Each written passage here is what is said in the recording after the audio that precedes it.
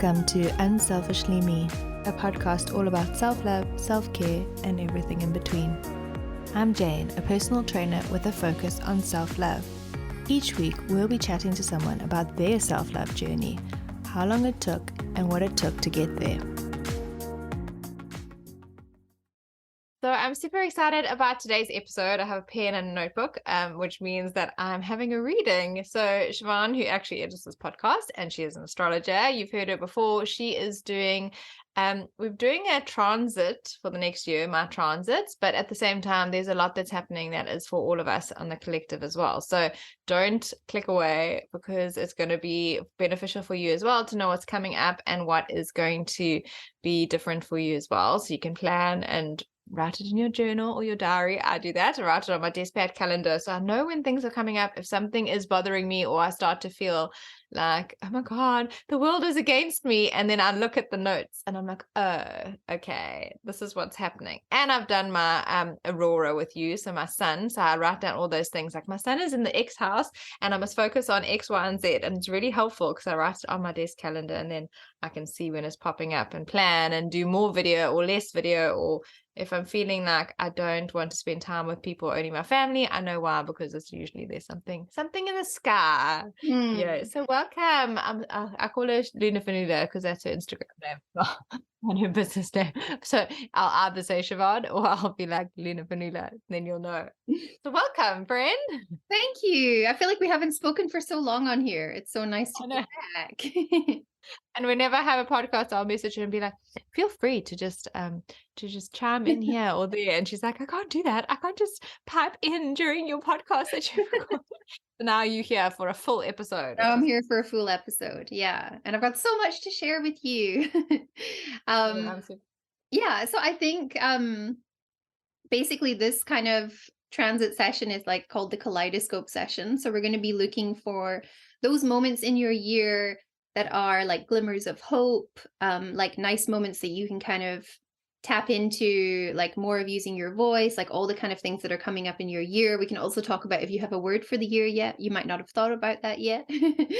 Obviously, there's like lots of big shifts coming up for everyone that I'll mention as well. Hopefully, like next year is going to be a better year. That's what I'm kind of anticipating.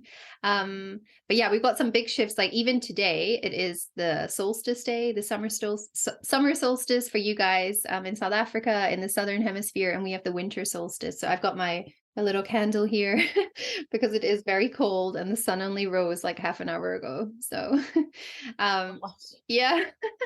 It's the shortest day here. But yeah, we're also moving into Capricorn season tonight. So today, while we're recording this, it's kind of like the last push of Sagittarius season, that fire energy. So we're going to be moving into a very like, I feel like it's coming up to that cozy, earthy, wanting to kind of be in nature, be with your family, think about the year ahead, that season. But yeah, at the same time, we have the Capricorn new moon on Friday, which is a really nice one. I would say, like, if you are the kind of person who likes to sit down and do your intentions or your resolutions, your goals for the year ahead before the new year, Friday is kind of like the last chance to do that. So maybe with the Capricorn new moon, taking some time on Friday just to sit and think about like what you would like your year to look like. Yeah, and not in a way of like, I have this goal and I need to push that thing, like being gentle with yourself about it as well. Otherwise, wait until the next new moon on January 21st, because we have Mars retrograde at the moment. So I will kind of talk about what's been happening in your chart specifically, but everyone's been feeling this. So since October 30th, Mars has been retrograding and it's only going direct again on January 12th. So we have all of these, like basically 2.5 months of things kind of slowing down. And for the fire signs such as yourself, Jane, you having all of that kind of Leo energy, it can also be a bit frustrating, but in a way you can use it to your advantage, you know, like winding down for the year, not having to like push things too much and just starting to slow down. But frustration is building. Like a lot of people are feeling like, okay, why does this not feel like Christmas? Why does this not feel like the end of the year? Like it's this weird energy. And the new year is really only going to start with the Chinese New Year, actually, the Lunar New Year. which is when Aquarius season starts, which is the next new moon on the 21st, 22nd of January. So we kind of get like an extra month this year. That's what it feels like, to rest, recuperate, and get ready for the action starting again. So Mars goes direct January 12th. Some of us will feel like a whoosh of energy and be ready to kind of charge forth with the year ahead. And I guess in South Africa, well, most places will already kind of be back to work. I don't know when schools and things go back in South Africa, maybe around about that time, but I think it's the week after. Is it the week after? Yeah, so it'll still be like a holiday there. And then the only like issue with New Year this year is that Mercury's also going retrograde. So from December 29th until January 18th, Mercury is retrograding in Capricorn. So we've got Mars retrograde and Mercury retrograde happening at the same time. So for those people who like to sit down on January 1st and be like, okay, these are my goals, this is what I'm going to be doing, like, that's not the vibe this year. That's not the vibe this year coming. It's like, wait a bit, which is kind of nice. I feel like we get a prolonged period of rest, or just to like sit with our ideas and figure out what we want the new year to look like. And then, yeah, come January 12th, Mars direct. January 18th, Mercury direct, like boom, boom, boom. The Aquarius new moon, January 21st. Chinese New Year, Lunar New Year starts on January 22nd. And I think for all of us, that's going to be a big shift. We're also, I don't know too much about Chinese astrology, but we're moving from the year of the tiger into the year of the rabbit. And I'm a rabbit. I'm not sure. Do you know your Chinese zodiac animal? I don't think. I feel like I'm probably the pig, but I feel like that resonate. Like I remember that. So maybe I must look it up. I think. Yeah, I'll have a look for you. Yeah, to see what you are. I can't remember. You're 1983, right? I can't quite remember what animal that is. But yeah, the rabbit year it's also a water rabbit year, so it does just feel like quite hopeful. Like we're going to kind of be like there's a lightness coming, which I feel like less.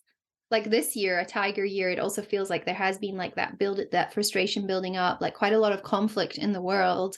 Even like personally for all of us, I'm sure we've all had like little moments of conflict, but hopefully the rabbit one, it's like we just like hop around, we're lighter, we're like just getting on with things, you know. And also like thinking about rabbits, like birthing new creations. So like thinking about the year ahead, like what do you want your business to look like? What ideas have you kind of had that you would like to put out there as well? So for all of us, it feels, yeah, like a fresh start, which we all need. And we will talk about your fresh start as well, because there's like lots of big things happening.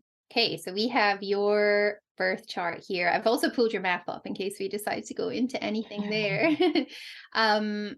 Yeah, so for those of you listening, some of you might be watching this if it's on YouTube, then you're going to see the chart as well. But as I kind of explain it all, hopefully it makes sense. Yeah, so this is your chart, Jane, and obviously you're quite familiar with this now. But what I'm going to be focusing on today is like looking at what's coming up in the year ahead, what's happening with the transits. You've been going through a really big transit this year, which is about to shift, which is going to feel really good for you. Basically, you have Mars, the planet of action, motivation, your drive, at 27 degrees of Cancer.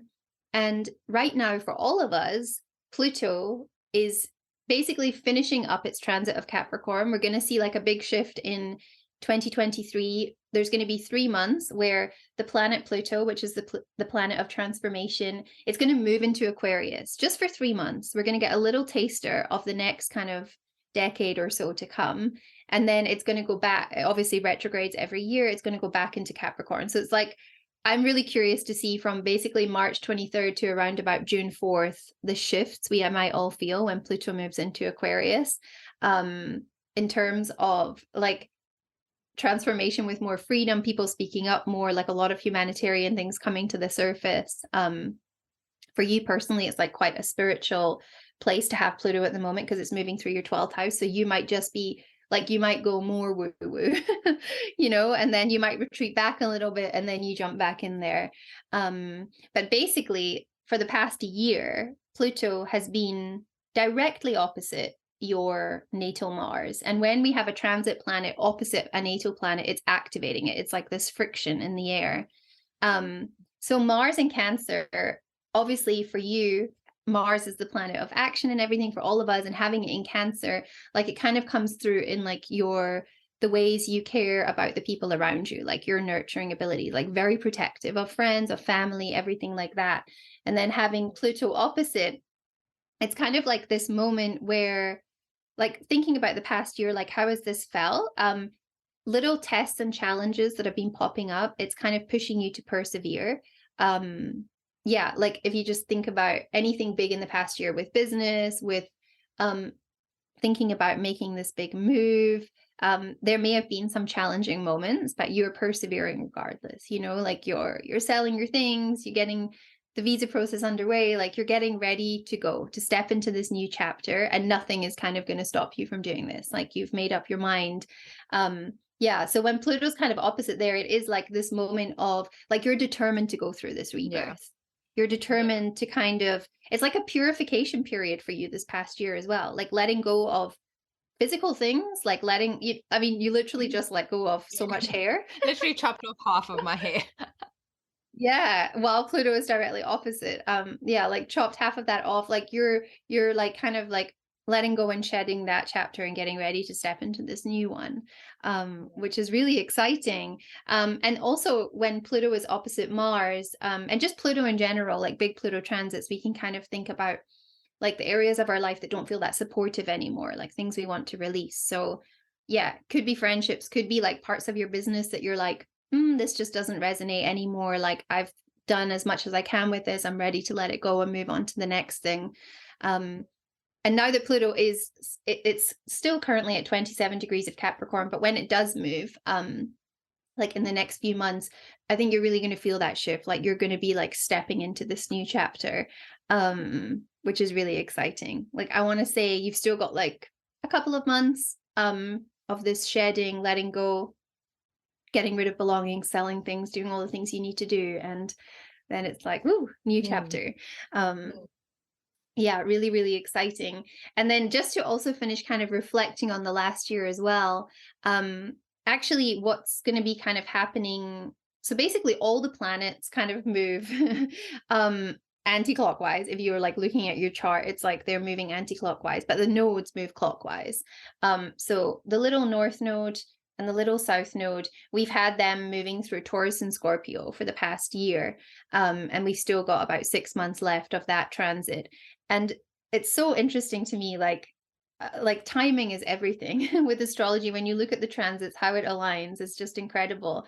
But your the north node is fast approaching your IC, which is the roots of your chart in astrology. It's, if you imagine a tree, you think of like the IC, like where you're coming from, the soil you've been planted in, and the MC is kind of where you're heading. It's like your branches, where you aspire to go. Yeah, roots is more like the home life. The IC is, yeah, your family and everything like that. And the MC is like your career, your purpose, your path in this lifetime. And the north node is about to meet up with your IC, which is like this huge moment in time where you're literally uprooting yourself and taking yourself somewhere new, like redefining your sense of comfort. Yeah, and I know, like, I'm sure everyone knows you're making a move. No one knows where yet. That's what's so exciting.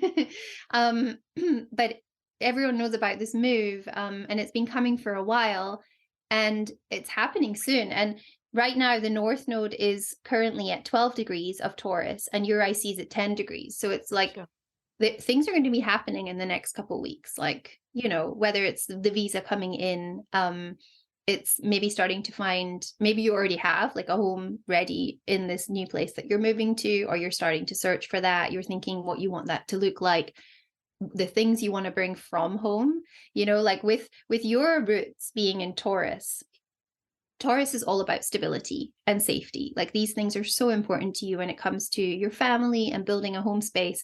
So thinking about your new home and where that's going to be, like, what do you want to bring with you that's going to remind you of home? Is it like certain candles that have certain scents? Like Taurus is all about the 5 senses. So it might be foods from home, like tea, like Rooibos tea, Milo, like these kind of, you know, like bring the things that are going to make you feel comfortable in this new place, with the roots there. And in the other direction with your midheaven, your MC, the south node, obviously when the north node meets up with your roots, the south node meets up with your career point. And what's really interesting with this is like the south node is kind of the things, it is our gifts and our strengths and everything, but it's also things we want to leave behind so we can move into the north node.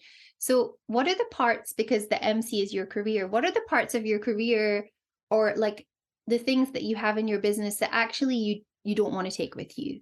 Like, are there things that you've been doing that you're like, this isn't working anymore, I'm ready to release that, or that's like the old part of me that doesn't like bring me the same like passion anymore, you know? So it's, again, it's like the shedding, this big Pluto transit, and then also the south node meeting up with the midheaven. Also a moment in time though for you to look at your talents, your gifts, your strengths, and be like, which ones do I want to take with me? Which ones do I want to push? You know, and by push, I mean like put out there into the world. This voice that you have, this way of being able to like guide and lead and inspire people, you know, bringing these things with you, and yeah, like going for it in this new place that you're going. So I just thought the nodes meeting up with the IC and the MC, it's such like an interesting moment for you, because it really is, you are uprooting yourself, putting roots down in this new place. And perhaps yeah, you don't even know like what your path career wise is going to look like in this new place. You know, it all comes down to like what you want to bring with you. It's quite interesting you saying that as well, letting go, because I've just given one of my old brands, because I started off with an online shop while I was personal training. It's called It's a Ling Thing, and I've literally just handed over the website and I'm handing over the social media to a friend who wants to do like to start that. So it's like that is falling away, that old, you know, and I kept it. I haven't used it since 2019 or so. And I was like, no, it's time to let go of that. I'm not going to use it, and rather give it over and hand it over with all the followers and everything to a friend who actually can use it and can turn it into a business. So that is definitely like letting that go. And also that the career part is like I've sold most of all my gym stuff that I was personal training with, all my equipment, except for like TRX, which I can take with to have for myself. But yeah, I literally like sold all of that stuff. And I know I can always go back to it, and I can do it over there because I love it. Maybe I'm meant to do it over there and not here. But it is definitely more of the yoga now, and just focusing on beginner yoga, because there's such a huge need for it compared to personal training. And I found a lot more joy in it. And like, you know, you can do 5 people, 10 people, 20 people at one time. Whereas like personal training, I'm like, nah, it'll always be who I am, but it's just not something that I feel like I'm taking with me.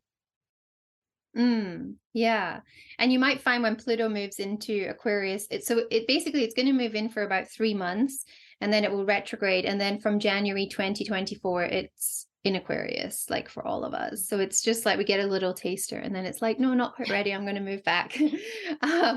But when it moves into Aquarius, like you're an Aquarius rising, that's where your ascendant is. You know, it's a big part of who you are, like this kind of being able to get on with people from all walks of life, this freedom seeking, you know, wanting freedom for like everyone, wanting to kind of like guide and inspire and encourage people, you know, that combination of your Leo sun and moon, and then also this Aquarius rising, opposite signs, but like so much power there to be people's biggest cheerleader in whatever you're doing, which I'm sure like everyone listening to this who knows you would say that's exactly like the kind of person you are.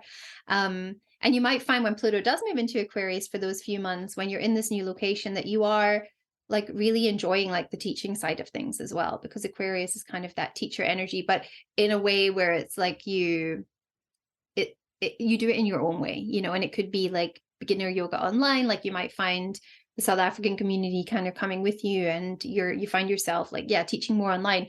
Aquarius is also a very innovative sign, so perhaps new ways of like expanding that community and guiding there. So it'll be interesting to see like what kind of comes up there.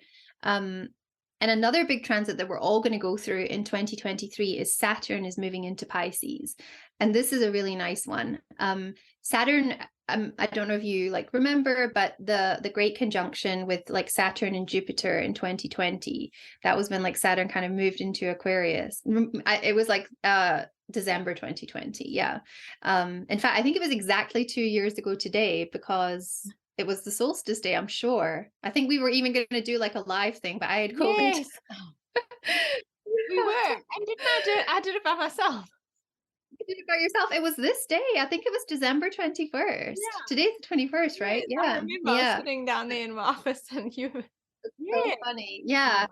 Yeah. So like think back since then, we were all kind of in lockdown. It's interesting because Aquarius is all about freedom, and Saturn is like this planet of discipline. It's like the strict kind of teacher, like it is restricting us, but it still will kind of focus on what we need to focus on. But they are very opposing energy. So it's not felt the most comfortable the last 2 years with Saturn being in Aquarius.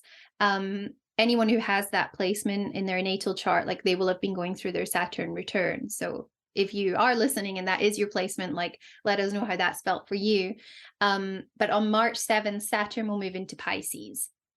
And although it's not changing houses for you, it's still your first house. So it's still like for the past couple months, it has been this new transit for you with Saturn in the first house, like thinking about your sense of self a lot, your identity, like, I mean, I guess like even the letting go of like the personal trainer side of things and embracing like the yoga teacher side, and like looking at who you are now and how much you've grown.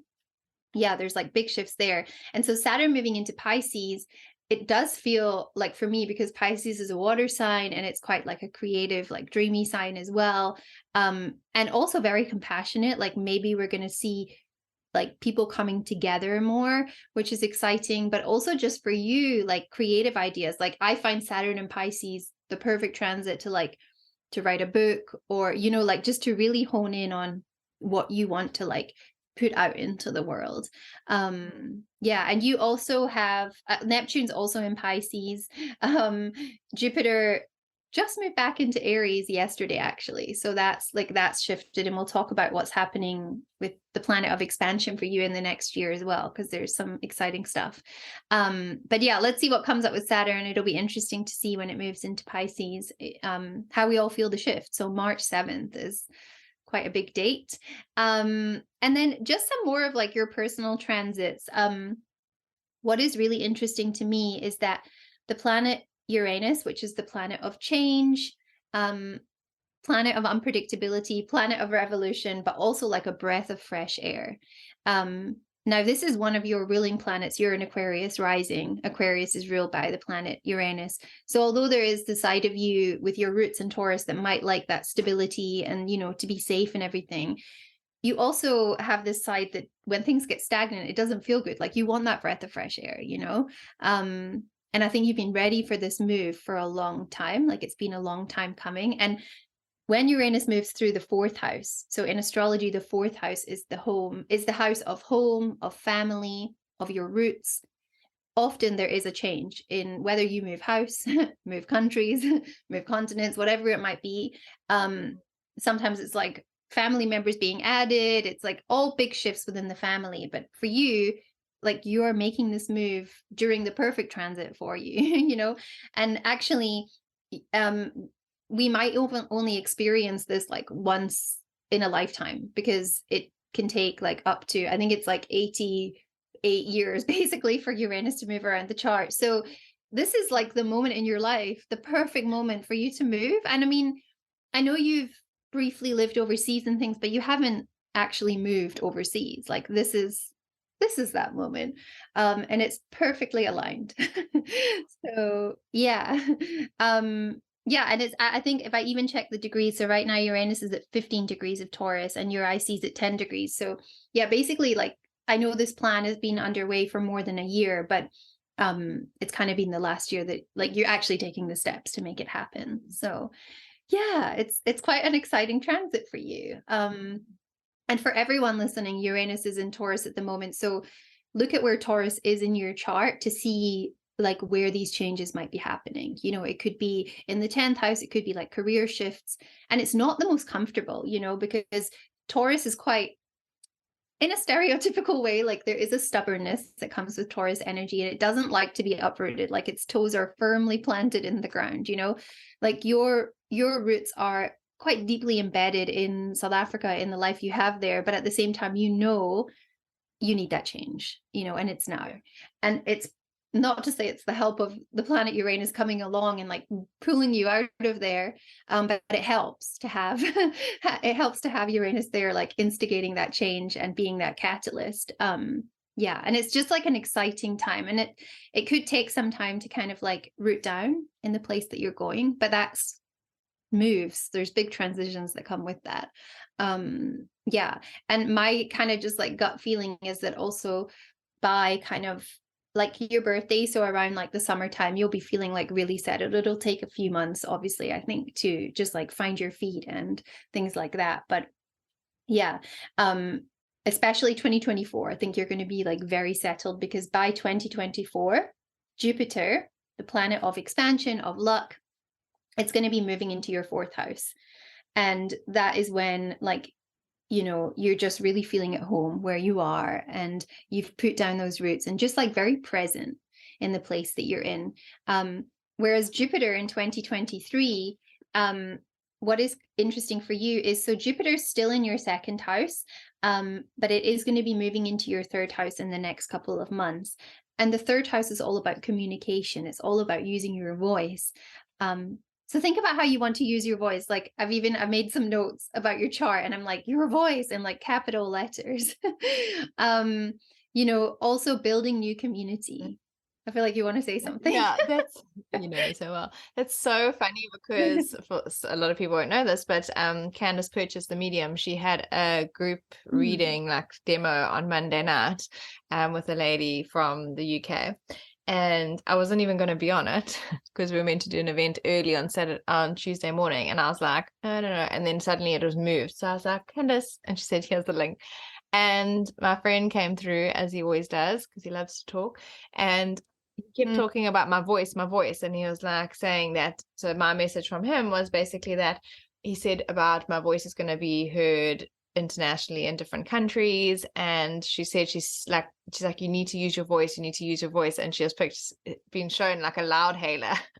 So I was like, oh wow.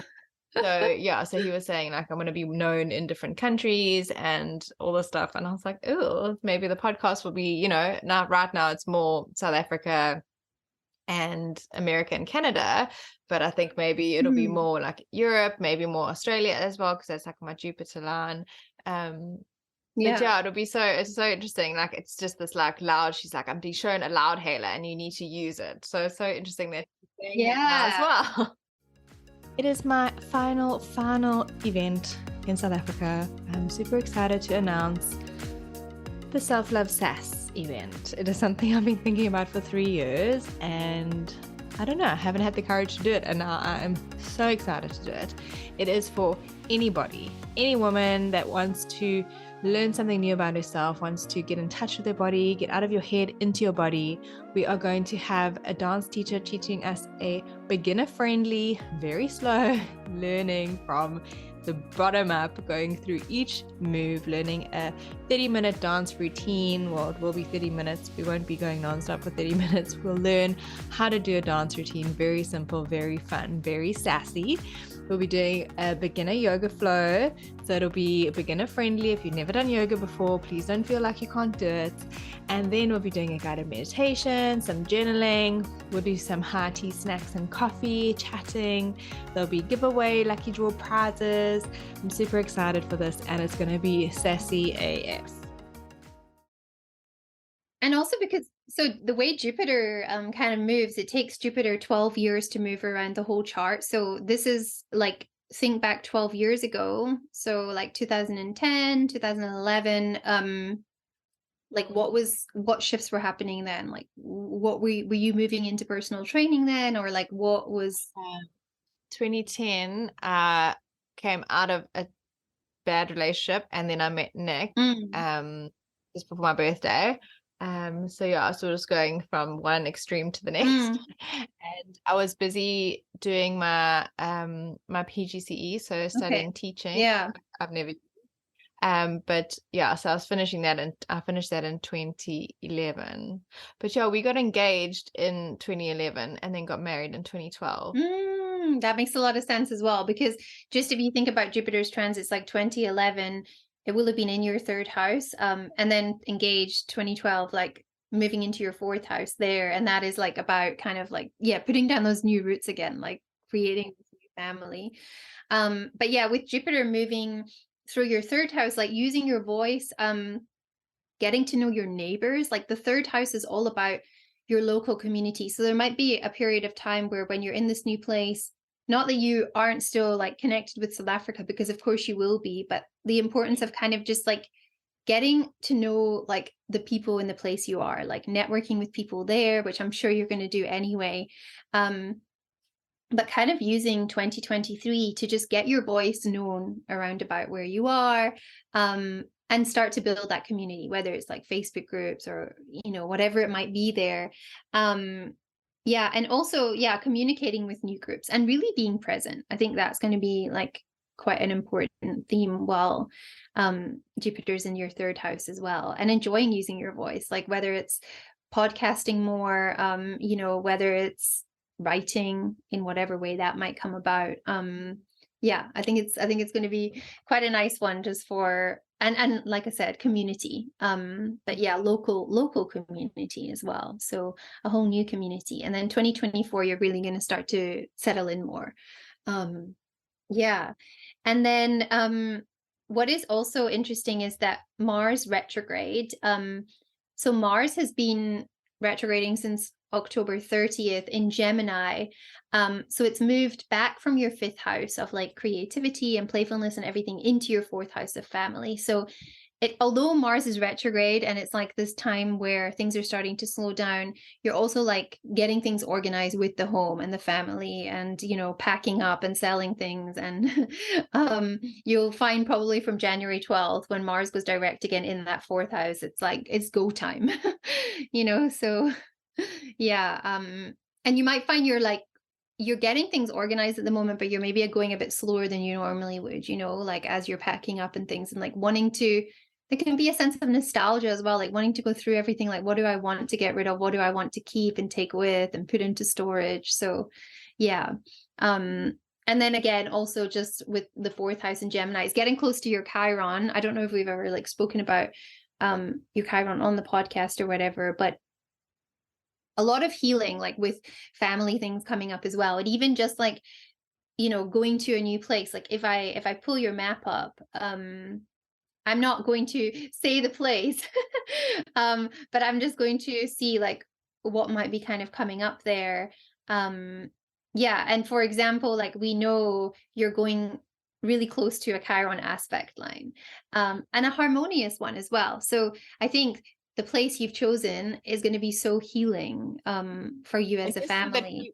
And just so that people know, we didn't choose it because it is Chiron. It just happened, and then we were all, you and Meg, we were all like looking at it.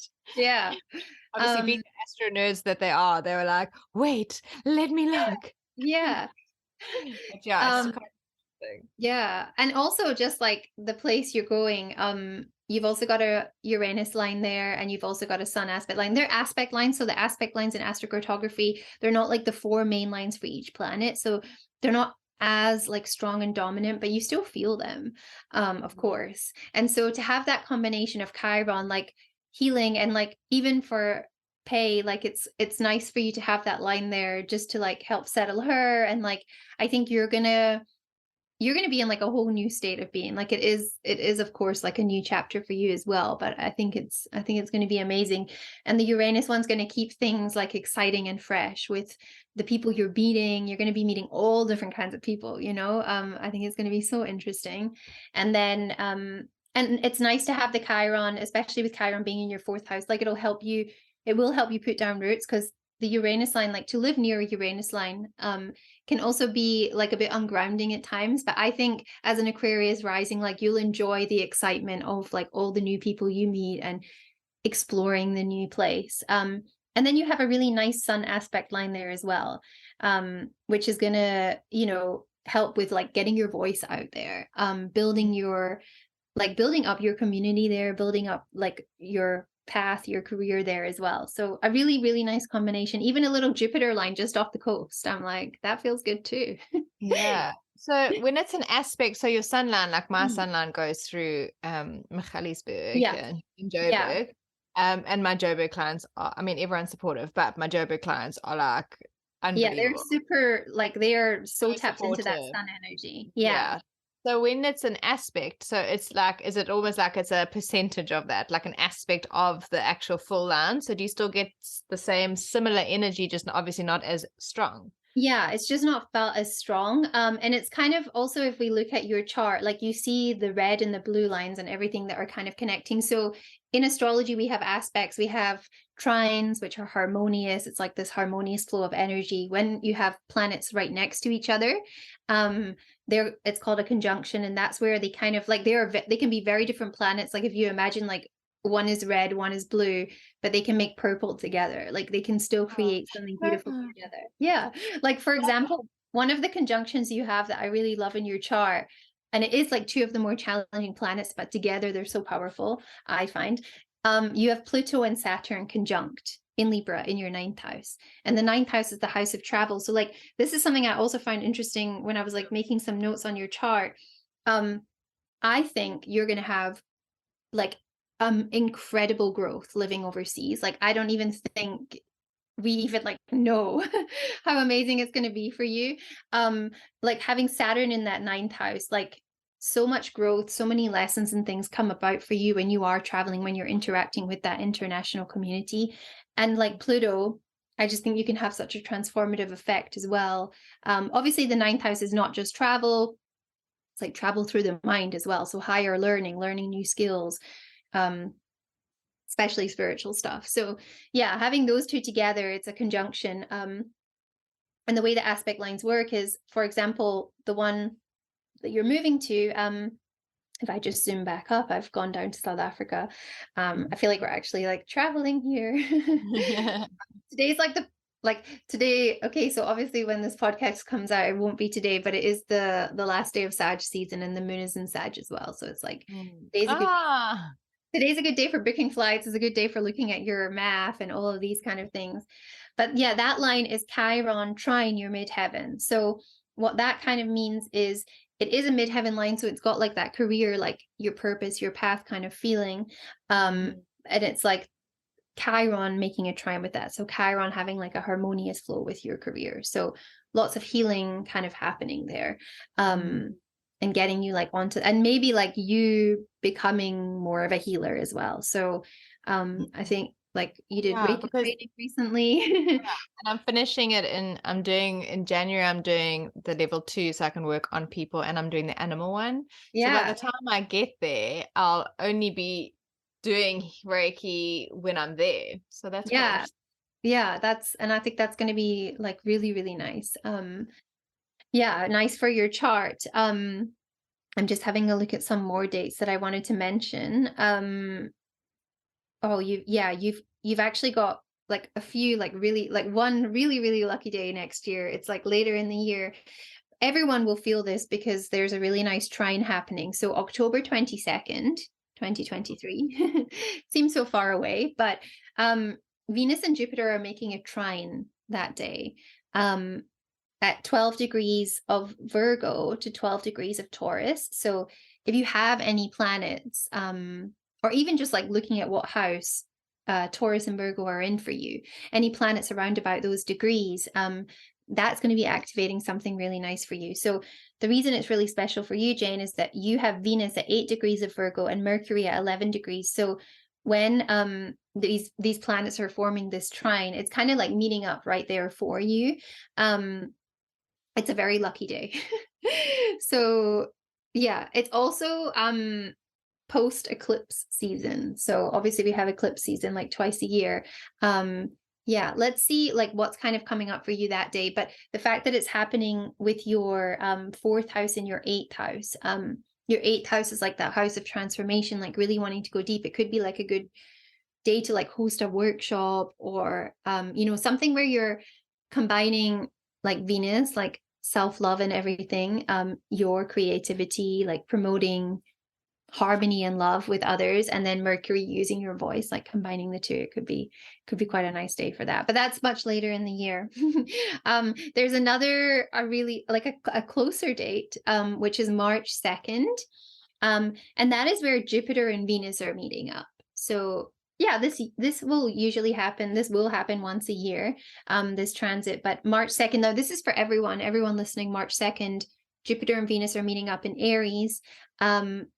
And for you, Jane, it's happening in your 3rd house. So this is a perfect day to share something, like host something or share something where you're using your voice. It might be that you've either just arrived in the new place, or you've been there for a little bit and you're kind of ready to like do a bit of a meetup or something like that. Or you do a special podcast or a live that day to kind of share like how the transition is going. But yeah, March 2nd is a nice day for that. I also wanted to say that when Pluto moves into Aquarius briefly from March 23rd, it's actually until I think it's till June 11th. I said June 4th earlier, but June 11th. You might also find you wanting to like teach more woo-woo stuff. Like, I don't know if you've ever thought about you becoming like a Reiki master and teaching Reiki to others, or teaching people how to do angel readings. Obviously, it's something you do, but like wanting to like share those gifts that you have in a way, like creating courses where you do these things. That could also be an option. Yeah, that could be something fun there. And then your birthday, I'm going to talk a little bit about like the summer, because I do feel obviously, well, is she moving to the northern hemisphere? Is she staying in the southern hemisphere?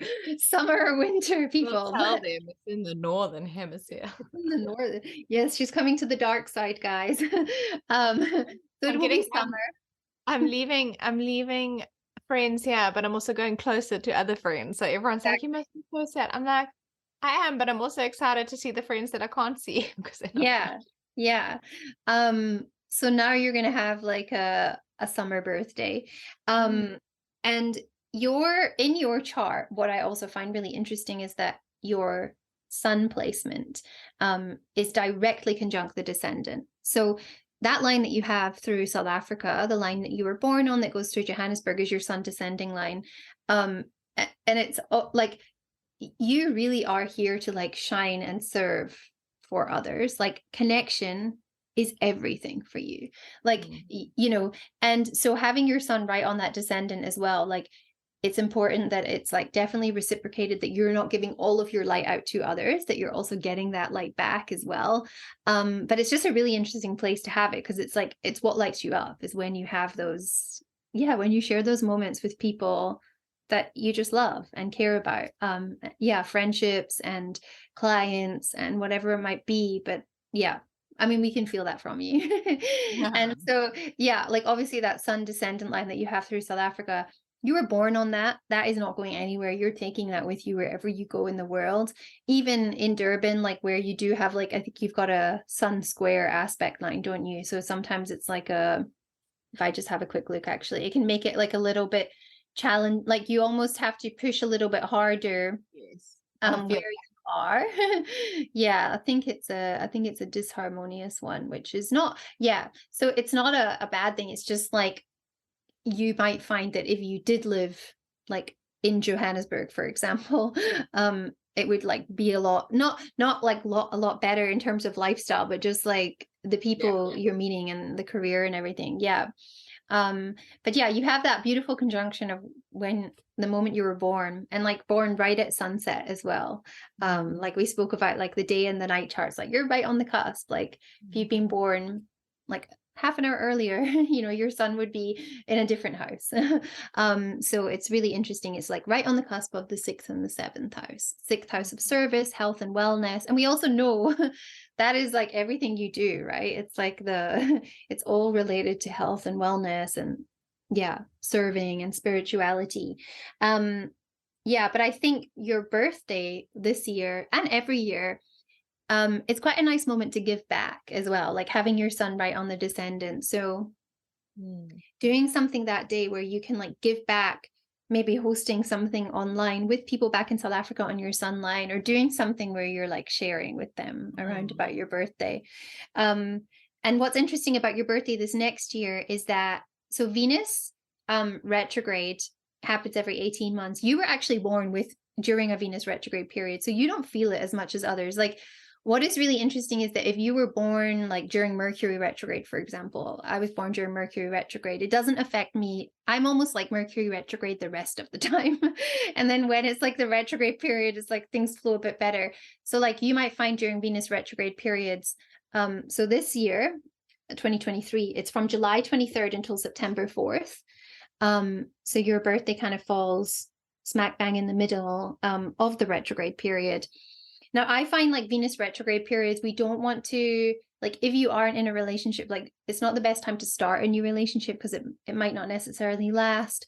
It's not the best time to kind of like start new projects and put yourself out there in that way. But if you've already got the momentum going, it's okay. But it's just like a time to reflect on, like any romantic baggage to let go of, even like things around self-love, like any self-esteem issues, insecurities, like looking at them and thinking how you can kind of let them go. And it's happening in Leo, so you will be feeling it quite a lot, but I think it won't be a bad thing for you because Venus was retrograde when you were born. So you could also maybe like even plan a trip during that time with like some close friends, or host a retreat. Like it could be, I think like Venus retrograde, because retrograde periods, like things kind of slow down a bit. It might also be a nice time for a retreat. It's not like Mercury retrograde where you can't travel.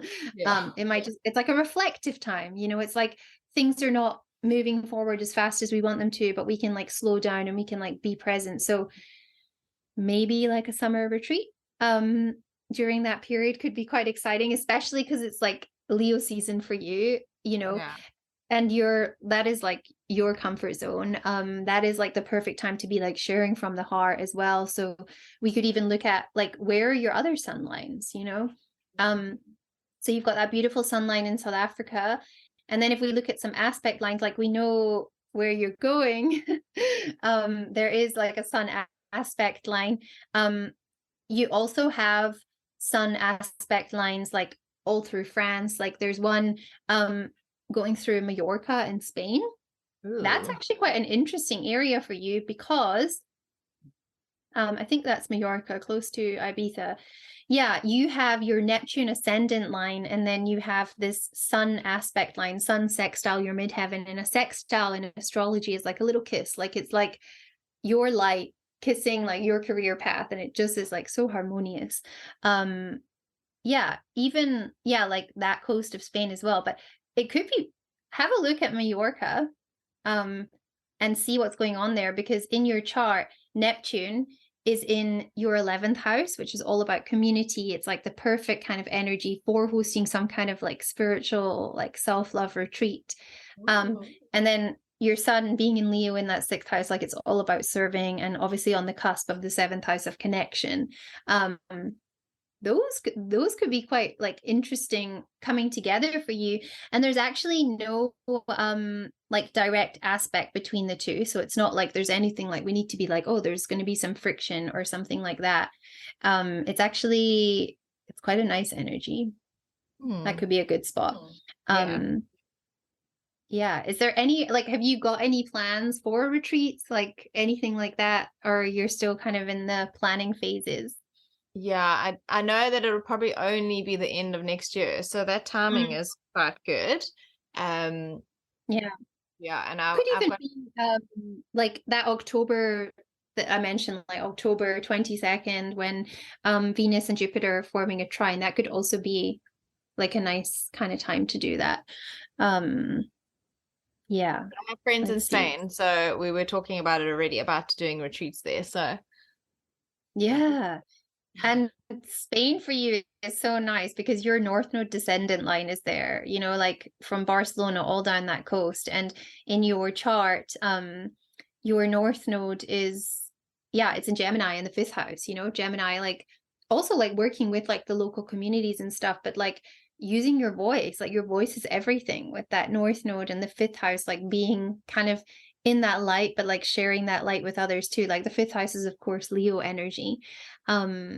Yeah, and I think just also looking at your charts, your North Node and Saturn, they have this blue line, which is a trine. It's a really positive flow of energy for like kind of guiding others, inspiring others, teaching others as well. It's almost like you like looking at your Saturn line there as well. Like you have a Saturn line in the south of Italy, and I'm like, that is such a nice one for you. You've got so many nice lines like in the northern, I mean everywhere, to be honest. Yeah, like that little the boot of Italy, the heel and the boot of Italy, between the Saturn midheaven line and the Pluto midheaven line. That's like an area, like I said, with that conjunction that you have, Pluto and Saturn, and you've actually got quite nice aspects with Saturn and Pluto as well in your chart, but they are like right together, and together like Pluto transformation, Saturn like teaching, guiding, like coming together. So much could happen. And in Libra as well. So like I know that your retreats always have that aspect. Not that I've been on one, but I've seen, and I'm so jealous I haven't been on one, but Will be soon. I will be soon. You're like, it's all about connection, you know, and harmony, and letting people kind of like do their own thing, and like it's actually so beautiful. And like to have Pluto and Saturn in Libra, which is ruled by Venus as well, like all comes back to self-love, right? It always like ties in with that. Yeah, I just love to see how like people's charts play out. Yeah. But what, like, do you have any questions about like the upcoming year in terms of what's going on, or I think, I mean, I'm writing everything down. But do you think that there are any transits that I need to like write down and be like, okay, just be aware of this because this might be sticky and this might be uncomfortable? Or I mean, because I think most of it looks positive. And even in the negative, I feel like I always find when I did my year ahead spread with Janelle, she's like, ooh, these cards, like some of them, like, oh, and she gets like oh, I wanted to use my astrology cards to pick a couple. Actually, if you want to do that. But it's funny how I'm like, yeah, but you can't be upset about the negative cards or perceived negative cards, because there's going to be, it's your journey. Yeah, there's going to be challenges like in every year. You know what's so interesting about your chart is that you can see, okay, so obviously like some of you are just listening, but like you haven't really got any planets on this like southwest area. Like natal placements, and all of the outer planets are actually like, for example, Pluto, Saturn, Neptune, Jupiter, Chiron, Uranus, like you've got no natal placements there. You're not having any massive massive conjunction activations. There's obviously some oppositions. For example, let me just check where Saturn is at the moment. Interestingly enough, probably around about the time that you're moving, Saturn is going to be opposite your moon. And that is going to be like an emotional moment, you know, like you're going to be like, do I actually want to go? Like Saturn in your first house, like sometimes there can be like moments of like doubting yourself, like doubting the decision you're making. Yeah. And it's like, is this the best thing for us as a family, for me individually, like for pay and everything? But you know, it is it'll just be like a little moment. So you might find probably more like in Jan, Feb, there is like doubts and stuff, but that's just because it's actually happening, and that's so normal. And then your Mars return will also be happening. That's going to be like in May. I will get the exact date for you, but basically we have a Mars return every 2 years. And it's not a bad thing. It's kind of this moment where we want to like reassert ourselves. And it's like I find it's like a rebirth moment of our willpower. Like, what is it I'm actually here to do? What like sets my heart on fire here? And with your Mars return happening in Cancer in your 6th house, your 6th house, of course, is how you serve. It's like health and wellness. Just like make sure I would say, because Mars in the 6th house, like there is a tendency to like push yourself to like burnout as well. And I know like when you get to a new place and you're setting up everything, making sure Peyton's like comfortable in school or nursery or whatever, and everything's going well with the family, like you can forget about yourself as well. So just make sure you're giving yourself moments, especially like in April and May, to like come back to yourself as well. Like you don't want to burn out. Like your Mars return might be a little moment in May where it's like, hey Jane, like we need to slow down, like we're here now, let's just be present, let's not like we don't have to sort out everything right now, as much as I think you'll want to like get it all organized right away. But I would just say your Mars return, it will be like a little check-in with also just where you're at, like how you're feeling, what you're motivated to do there. So it's not a negative thing. It's more of May is going to be when the container will probably arrive with the stuff. So that probably makes sense, because then I'll be like unpacking everything and trying to, instead of just leaving our stuff and actually just doing her room first, because she's the most important, her transition is more important. So I'm going to make a note of that to just. Yeah, you'll have your Mars return in May. You'll also have, that's when Mars meets up with Mars. You'll also have the Sun meeting up with Chiron, like kind of near the end of May as well. That might be a moment, and you'll be on a Chiron line, so you can let me know how that feels. It can be a moment where you're like, oh, like this was the right move, or it might be a little bit triggering and be like, oh, like what have I done? I'm not feeling like fully comfortable here yet. And that's also just a check-in moment. All of these challenging transits, it's like, okay, let me just take a deep breath and like see like what needs to be looked at here, what part needs to be kind of unlocked. So you're kind of lucky in a way, like you have not got any Pluto, Saturn, they're not activating any planets for a long time. Like if people have like a lot of planets, for example, in like Capricorn placements, in like Capricorn, Aquarius, Pisces, like they're going to be going through some like big transits in the next couple of years, but you're just like sailing through for a bit, actually. Like it feels like the biggest one has been Uranus, like activating your IC and being like, your roots are not stable or safe here anymore. Everything that happened in 2021, like with the riots and everything, it's like, it was like a wake up call to be like, okay, we have to think about like where else we can be. That's kind of been like the biggest thing you've gone through, I would say, like the biggest transit. It's been a while since like Saturn and Pluto and things have been on any natal placement. Like those conjunctions we tend to feel the most. The oppositions and things also do pop up. Like Saturn, that was like a while ago, I guess, with Venus and things. But yeah, the next one is probably just Saturn being opposite your moon, like Jan, Feb kind of time. And again, it will just be like, is this the right thing? Doubting, but it is. It is. So much work. I think that's the thing, is like the paperwork for the visas, and then it's like now like going through your stuff, selling stuff for like 6 months, selling stuff, and then it's like now we're tenting the house for Bora. If you don't know what Bora is, you're lucky.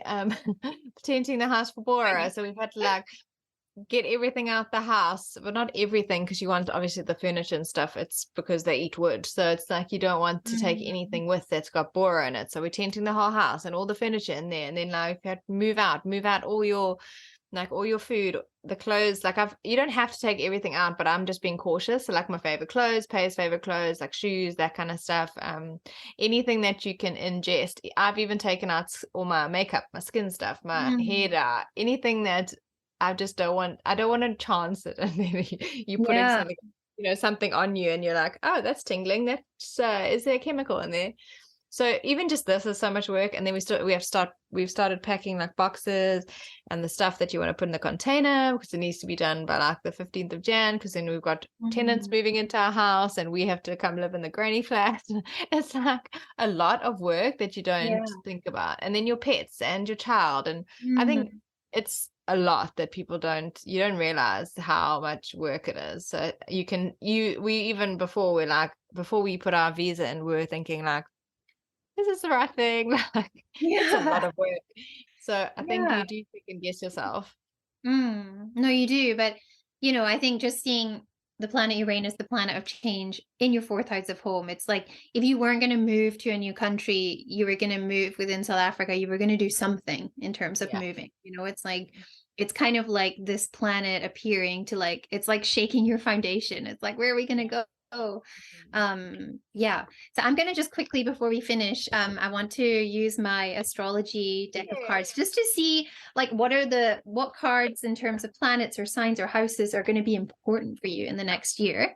Yeah. So let's just do that quickly. And then if you have any last questions about your chart or anything, let me know.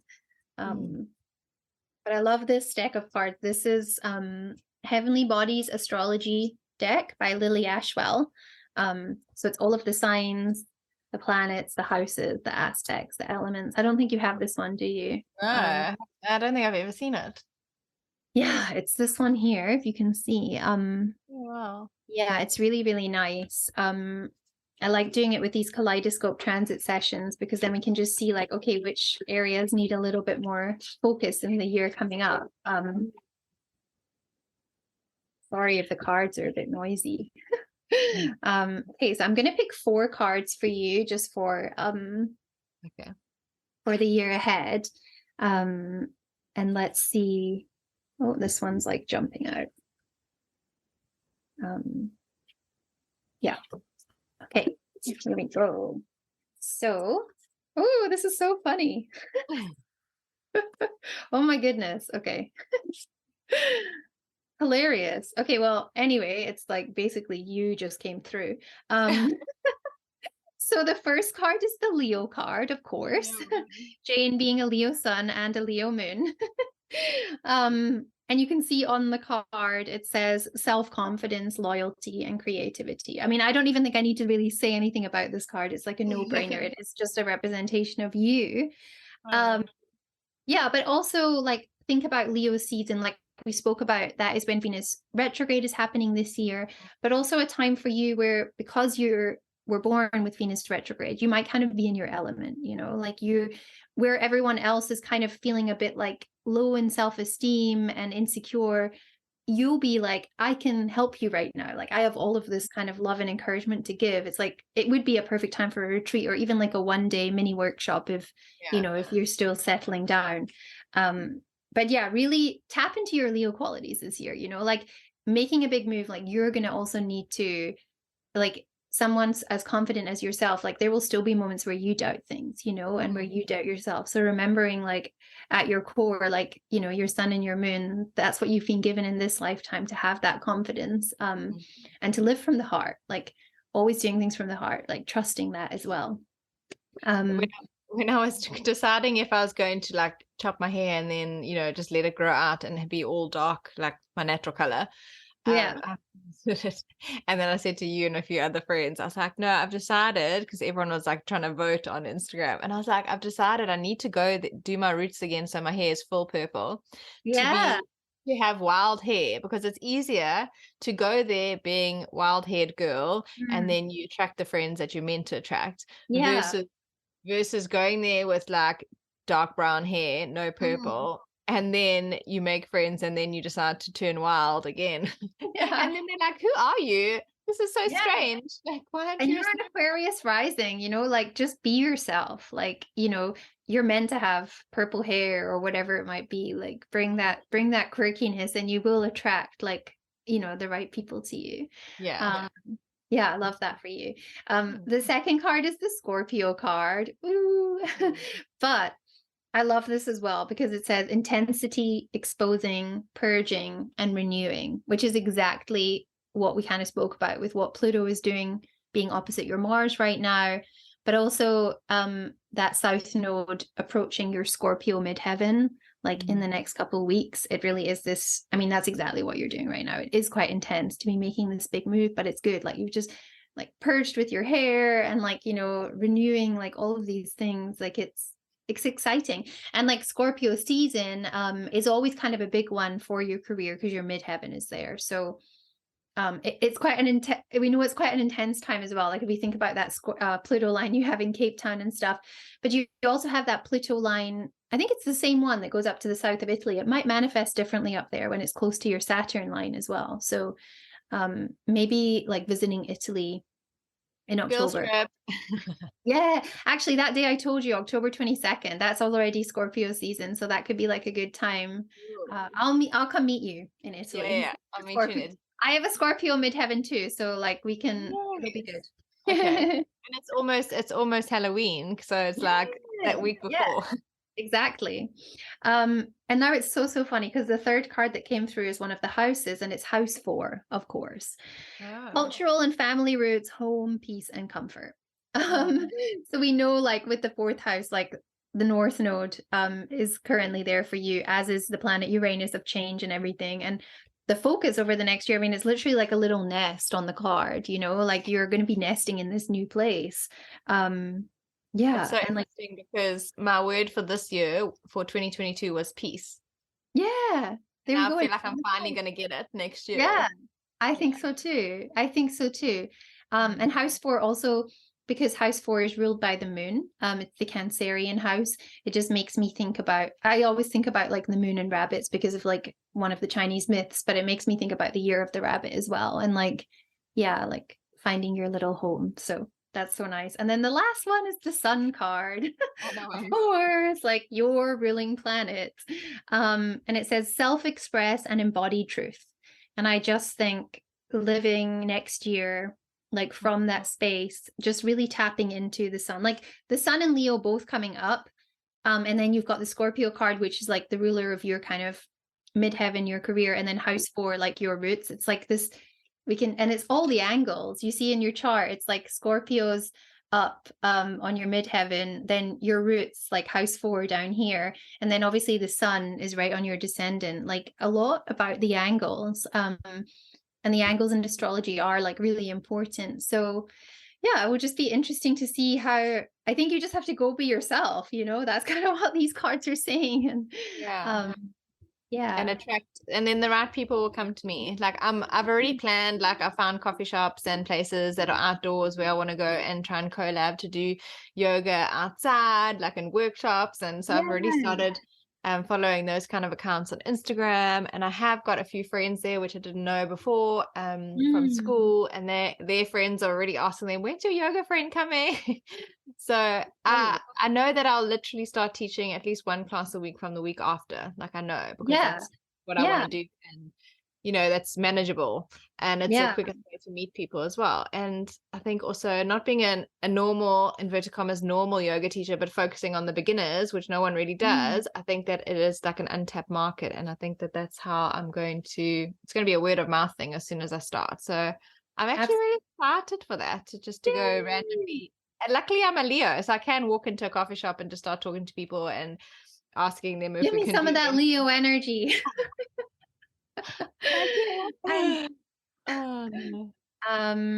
But yeah, those are such nice cards for you. I feel just like I'm just so excited for your year, and of course to follow along. Like I can't wait.